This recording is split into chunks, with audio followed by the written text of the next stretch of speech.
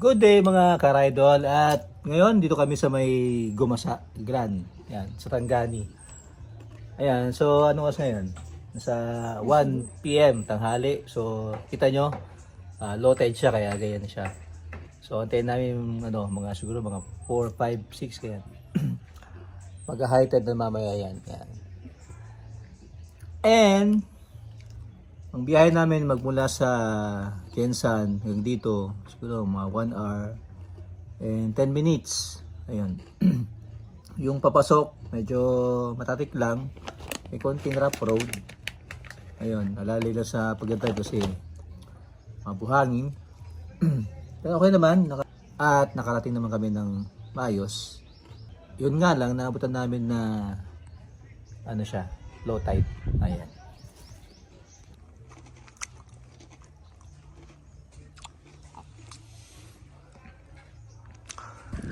Ayan mga idol, dito kami sa may gitna. So kita nyo, low tide siya. Tapos meron kami makikita ang mga starfish dito. Ayan. Iba buhay. Iba buhay. Iba namatay. Mainit yung tubig. Na patakot nakatihaya siya oh. Ayan oh. Init.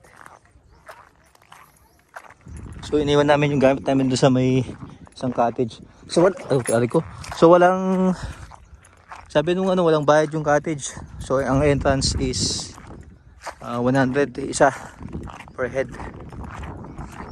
1, 2, 3. Yan. Mamaya pa mag-high tide. Yung tanggal lang pantalon ko ba? Ayun o, daming starfish o. Ano jellyfish? Ano jellyfish na maliliit? Saan?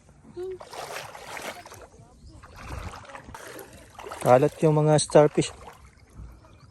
Yun pa, starfish pa. Oo nga. Init. Ayan, nagbalik kami dito sa may cottage kasi mainit eh. Sabi ni Manong kanina, nagtanong kami kung anong oras mag-high tide. Sabi niya mga 4 PM pa. Mag-alas 2 pa lang ngayon. Magantay pa kami ng 2 oras. So okay lang, pahinga muna kami. Tamang idlip. Ayan yung mga maliliit na crab. Ayan. Pag walang mga tao naglalakad sa diyan sa white sand. Yan, naglalakad lang sila. Kaya pag natamdam na lang mayroong naglalakad, papasok yan sa loob ng white sand. Maghuhukay sila. Ang bilis nilang maghukay eh. Ayan guys, pupunta ako sa baba. Papabidyo ko sa asawa ko kung gaano kabilis maghukay yung mga small crab. Ayan guys, dito ako yung sa baba. So aantayin ko silang lumabas. Kasi mabilis lang nararamdaman kapag may palapit na tao pag naglalakad.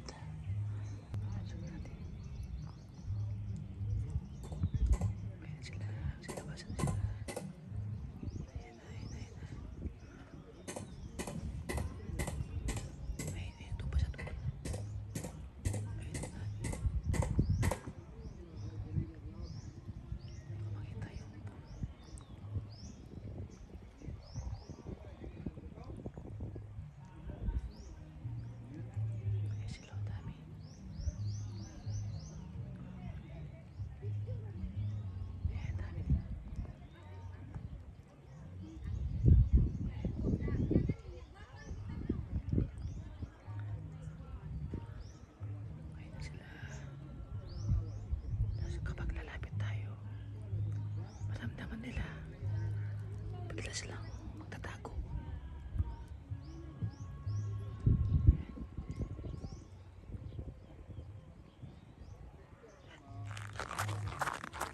Ay lang! Ayun, nagukay na sila. Bilis. Ayan mga idol, dumating na yung pinantay namin. Mag-high tide. Alas 3 na ng ano, 3:15 ng hapon. Ayan. Ayan, nansa na siya. Nasa may bangka na siya, yung tubig. Ayan, nag-high tide na siya mga idol. Siguro mga alas 4 puno na itong tubig. Bago kami, ano, lumangoy. Ayan, ano ba yan? Kaya pag pupunta kayo dito, dapat mga alas 4, alas 5. Dapat Para- overnight. Overnight, maganda dito siguro overnight. Pero itong napunta namin, part ba to ng Gumasa o ito yung Gumasa? Gumasa. Ang alam ko may na pang Gumasa dun sa may gilid eh. Ito yung dulo na Kasi Gumasa. kanina, paliko sana kami pa kanan, tapos mayroong pababa. Inisip namin, doon sa may pababa, ito yun. Tapos mayroong pang pakanan, baka doon pa yung isa pang Gumasa Beach. Ayun. So, napaga yung punta namin, kaya naabutan namin na stagnant. Stagnant tuloy. Low tide, sorry. Low tide. So, ngayon, pa-high tide na siya. Ayan, medyo... Ayan. Papunta na dito ang dagat. Ayan. Ayan na siya. Dati hanggang dun siya, oh. Hanggang dun, hanggang dito yung tubig. Ay, tubig lang. Ngayon, nandito na siya. So, magantay pa kami mga 4 p.m. Makaabot na siya dito. Ayan mga idol, so nandito na po yung tubig na namin. Nag-high tide na po siya. So galing kami doon sa aming cottage. Pumunta na kami dito sa may kabila, sa mga bato-bato. Ayan. Ayan. Naman. Ayun. Ganda no? Oh. Wow, amazing. Sa part dito malilim lang siya. Doon maaraw. Ayan. Taas lang ang tubig. Ayun, ayos. Ayun, klaro rin ng tubig dito. Oh. Malinaw dito. Liwanag oh. Ito banda malinaw. White sand kasi. Wow! Ito ang ganda. Hindi ako pwede magbaba dahil ayaw ko kong cellphone. Ay, no. Natigtas yung cheras ko. Kasi tigas ang ulo ko, dumundag ako eh. Ito, tayo mo nito. Kapal na. Ayos. Oh, grabe. White sand. Oh. Mataas pa ang kanang araw. Okay lang. Ganda na white sand dito. Ayun oh, may tubig na. Nag-high tide na siya mga idol. Sobrang ganda guys. Ayos. Ganda dito. And that's it mga idol. Salamat po sa panonood.